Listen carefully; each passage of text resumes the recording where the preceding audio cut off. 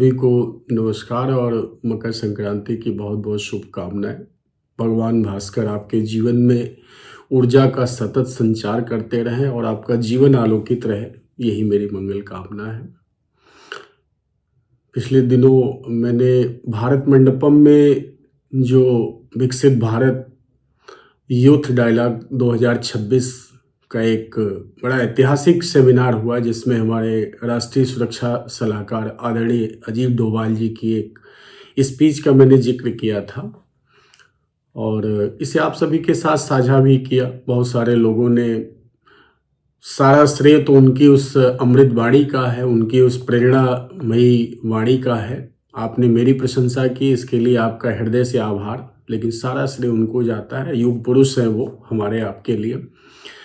उसी वीडियो का एक सेकेंड पार्ट है, क्वेश्चन आंसर सेशन है। वहाँ जो बच्चे 3000 युवा उस भारत मंडपम में देश के अलग अलग कोने से आए हुए थे, तो उनके साथ उनका एक क्वेश्चन आंसर सेशन होता है। मैं उस सेशन के 2 महत्वपूर्ण प्रश्न जो हुए हैं उन पर आगे चलूं, उससे पहले थोड़ा सा जो उनकी स्पीच का एक सारांश था वो आपको फिर से मेमोराइज कर देता हूं कि वो अपनी स्पीच में जो उनका मेन फोकस है वो ये है कि डिसीजन में, नेतृत्व के लिए जीवन में सबसे महत्वपूर्ण चीज है वो आपकी सही समय पर सही निर्णय लेने की क्षमता।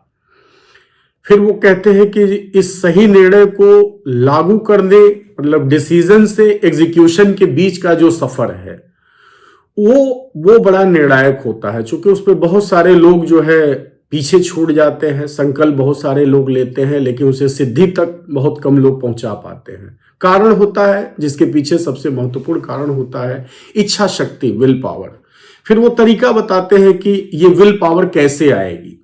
ये जो आपके निर्णय, छोटे छोटे निर्णय हैं, इन निर्णयों पे सतत अध्यावसाय, सतत श्रम, सतत लगन, इससे आपकी इच्छा शक्ति, इससे आपकी विल पैदा होती है और यही इच्छा शक्ति राष्ट्र की शक्ति बन जाती है। और इसके लिए वो फिर एक संदेश देते हैं, एक अपील करते हैं कि आप 5 साल का शेड्यूल फॉलो करिए। जो आपने निर्णय लिया है उन निर्णयों पर कंटिन्यूअस बने रहने के लिए, चूंकि सबसे महत्वपूर्ण चीज होती है कि जब आपने कोई निर्णय ले लिया है तो उससे क्विट मत करिए, उससे भागिए मत, उस पर टिके रहिए। और किसी के प्रभाव में, किसी के दबाव में, चूंकि जीवन में कोई ऐसा रास्ता नहीं है जो बाधा से मतलब एकदम वो मुक्त हो। स्वामी विवेकानंद कहते थे कि अगर आप जीवन में किसी मार्ग पे चल रहे हैं और कोई बाधा नहीं आ रही है तो इसका मतलब है कि आप गलत मार्ग पे हो, और ये बात सर्वत्र लागू होती है। तो फिर इस डिसीजन और विल के साथ साथ जो वो शेड्यूल कहते हैं कि इच्छा शक्ति पैदा कैसे होगी।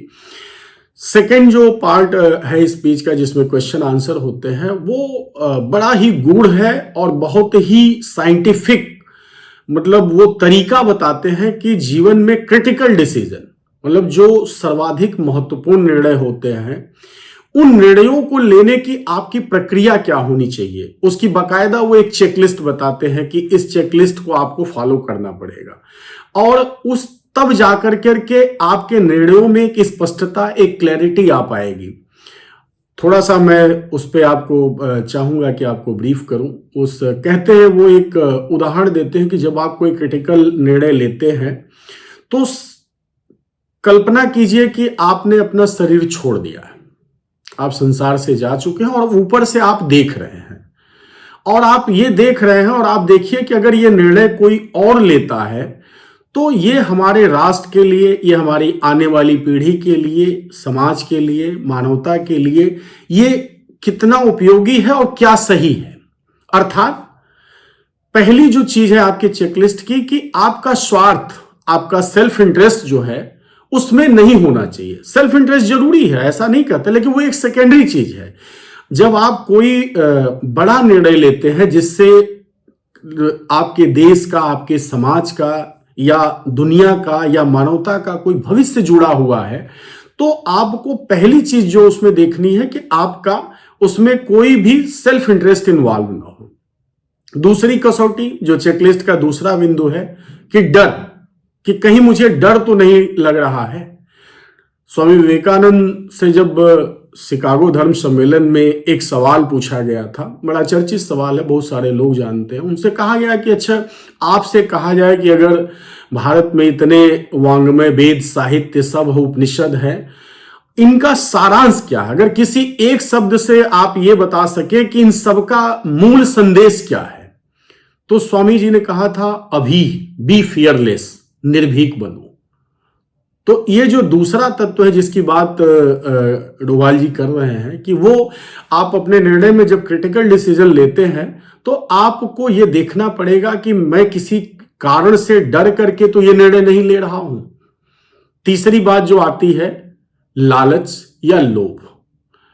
मित्रों, कहने की बात नहीं कि आप जीवन के किसी भी क्षेत्र में हो, सार्वजनिक, सामाजिक या किसी भी हमारे निर्णयों को सर्वाधिक दूषित ये हमारा डर और लोभ ही करता है।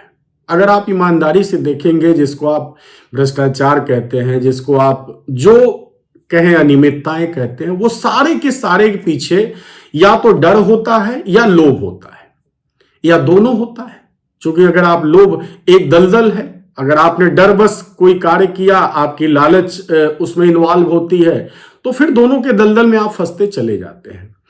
तो वो कहते हैं कि जब आप ये तीनों चीजें देख लेते हैं कि जो निर्णय आप लेने जा रहे हैं उसमें ऑब्जेक्टिविटी है, आपका कोई सेल्फ इंटरेस्ट इन्वॉल्व नहीं है, आपने किसी डर बस उस निर्णय को नहीं लिया है, और उसमें कोई लोभ या कोई लालच को थोड़ा सा मैं और क्लियर कर दूं, क्योंकि लालच से जो एक कॉमन परसेप्शन है हमारा वो आर्थिक होता है, लेकिन ऐसा नहीं है। भारतीय जो मनीषा है वो लालच या स्वार्थ को बड़े व्यापक अर्थों में लेती है, और वो कहती है कि ये तीन तरह की होती है।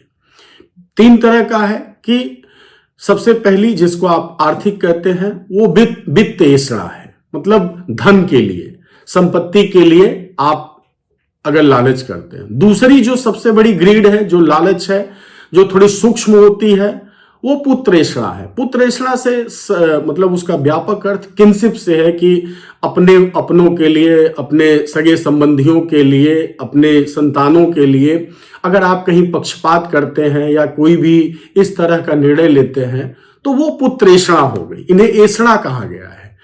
और जो उससे भी सूक्ष्म और व्यापक है, जिसको पहचानना बड़ा कठिन होता है लेकिन आजकल उसका सबसे ज्यादा प्रभाव मिलता है, वो है लोकेषणा।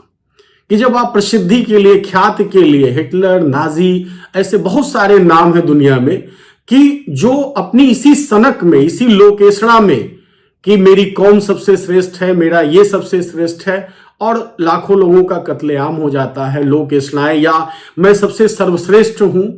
ये जो लोकेषणा की प्रवृत्ति होती है, ये उस सबसे खतरनाक रूप उसका है।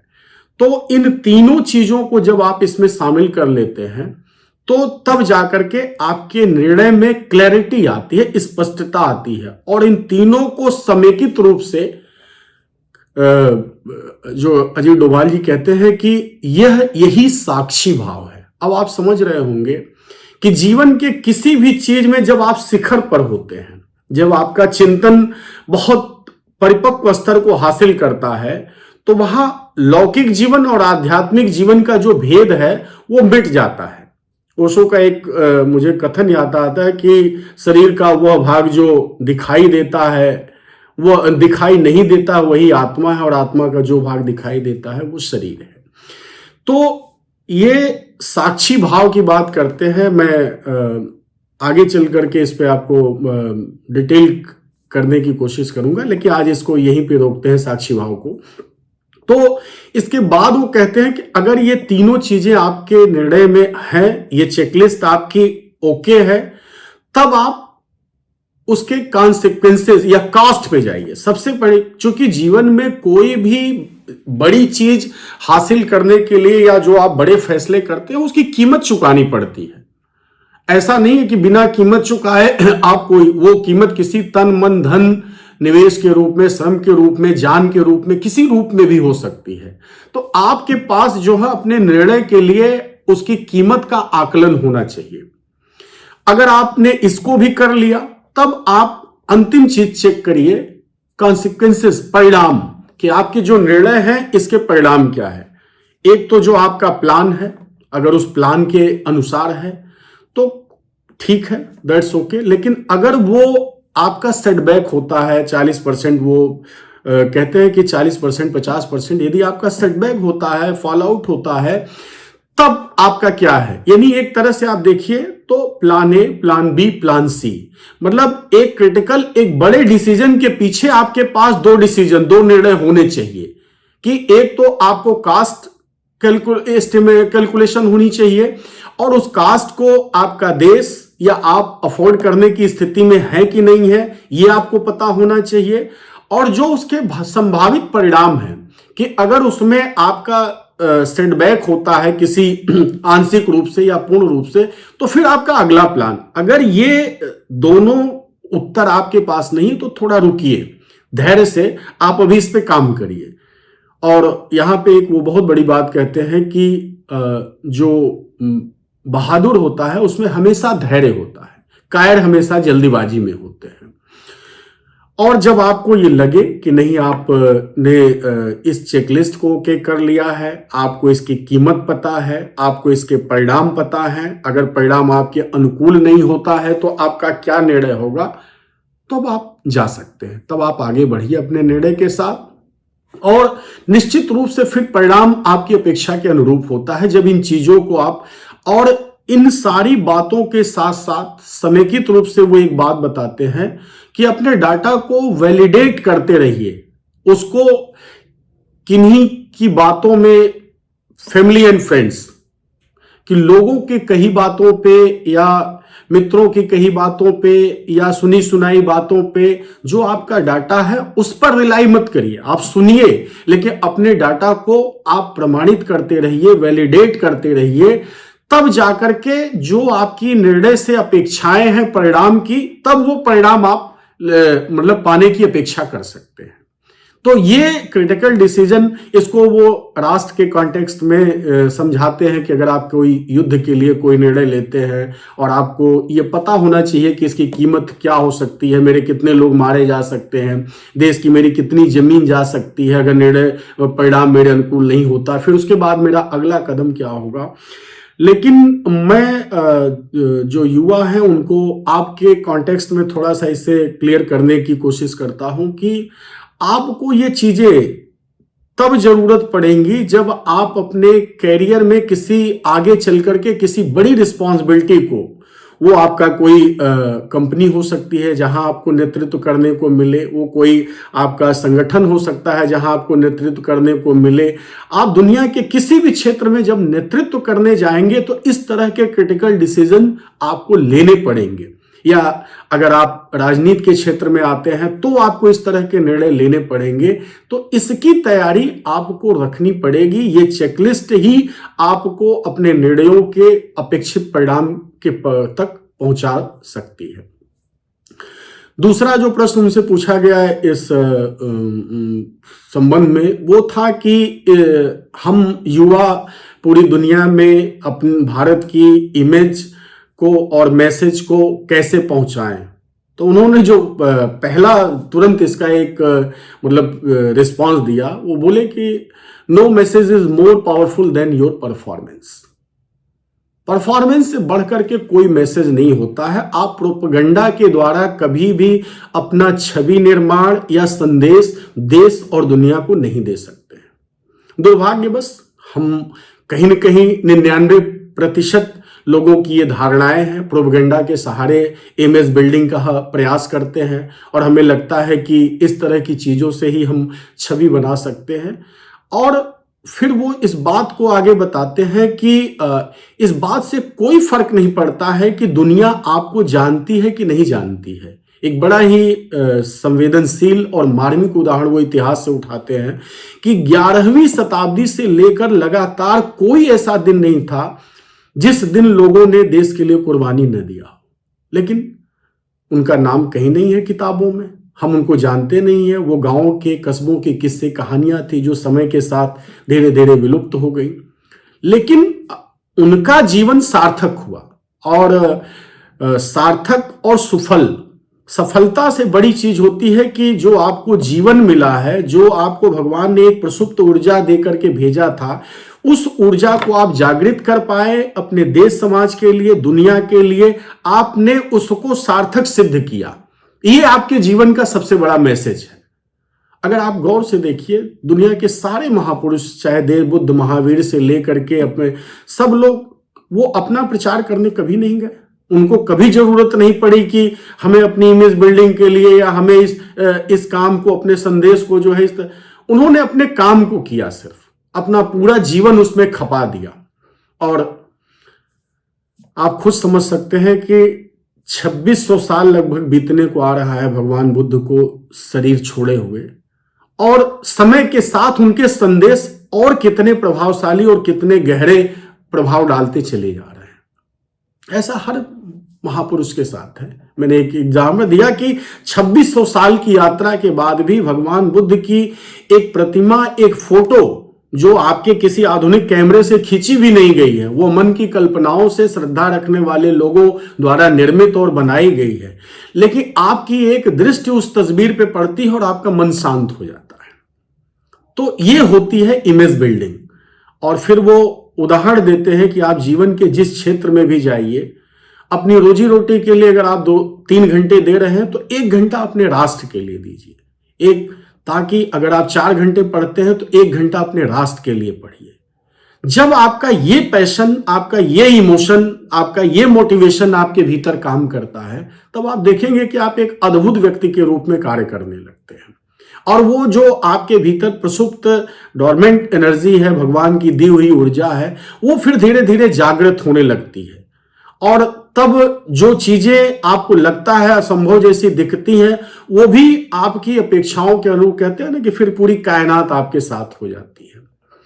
और फिर हंसते हुए बाद में कहते हैं कि मैं आपको कहानी तो नहीं सुनाना चाहता, और फिर एक कहानी सुना करके वो अपनी बात को विराम देते हैं। और वो कहानी भी बड़ी प्रेरक है। वो सुनाते हैं कि जापान का एक जहाज जो है वो चलता है वेस्ट कोस्ट के लिए, संभवतः अमेरिका के लिए, और रास्ते में जब डिनर का टाइम होता है तो सब लोग डिनर कर रहे होते हैं। एक यात्री होता है, वो गालियां देने लगता है जापान को, जापान ऐसा देश है, जापान वैसा देश है। तो जहाज के जो भी उसमें लोग रहे होंगे, उनसे, स्टाफ से किसी ब्रिटिशर्स ने पूछा कि भाई बात क्या, तो बताया कि नहीं, इनका जो टिकट है उसमें डिनर इंक्लूड नहीं था, इसलिए इनको डिनर नहीं दिया गया। उसके पीछे एक जापानी व्यक्ति बैठा होता है और वो लाता है अपनी थाली, उसके आगे रख देता है। फिर ब्रिटिशर उससे पूछता है कि ऐसा क्यों? कहा कि नहीं, इस व्यक्ति को शायद ये पता नहीं था कि भोजन के लिए जो टिकट था उसमें इसको कुछ एडिशनल पेमेंट करने थे, लेकिन ये नहीं कर पाया है। और इसकी गालियां, ये मेरे देश को गाली दे रहा है, ये निवाला मेरे गले से नीचे नहीं उतर रहा है, इसको मैं कतई खा नहीं सकता हूं।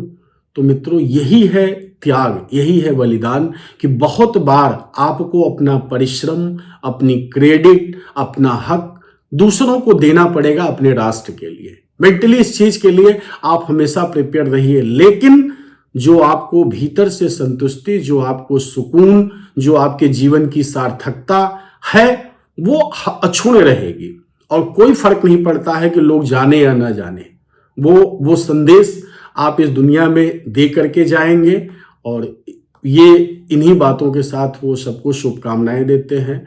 और मैं फिर आपसे अनुरोध करूंगा कि खुद भी, अपने बच्चों को भी, टीनेजर्स जो हमारे, जो यंग जनरेशन है, जो यूथ है, वो इस वीडियो, ये दोनों वीडियो को आप बार बार सुने। मैं नहीं बताना चाहूंगा कि मैं कितनी बार उसको सुन रहा, क्योंकि मुझे लगता है कि जो चीजें किसी के अनुभव से निकल करके आती हैं, जैसे भगवान बुद्ध की वही बातें कोई दूसरा करे, ऐसा नहीं कि वो बातें पहली बार हो रही हैं, लेकिन शास्त्र जब शास्त्रा के मुंह से निकलता है तब उसका एक प्रभाव होता है, वो जीवंत है। ओशो कहते हैं कि शास्त्र सूखे पुष्प हैं, लेकिन जब शास्त्रा की वाणी उसमें शामिल होती है, किसी बुद्ध पुरुष की वाणी शामिल होती है, तो वो जीवंत हो उठते हैं, वो फिर फूल खिल उठते हैं। तो आदरणीय अजीत डोभाल जी ने जो बातें कही हैं, वो उसी तरह से है कि वो उनके जीवन के अनुभवों की, जीवन की प्रामाणिकता से निकली हुई है। और हम आप सौभाग्यशाली हैं कि इन आँखों से हम उनको देख पा रहे हैं, सुन पा रहे हैं और हमारे बीच इतने बड़े प्रेरणा के पुंज के रूप में वो उपस्थित हैं।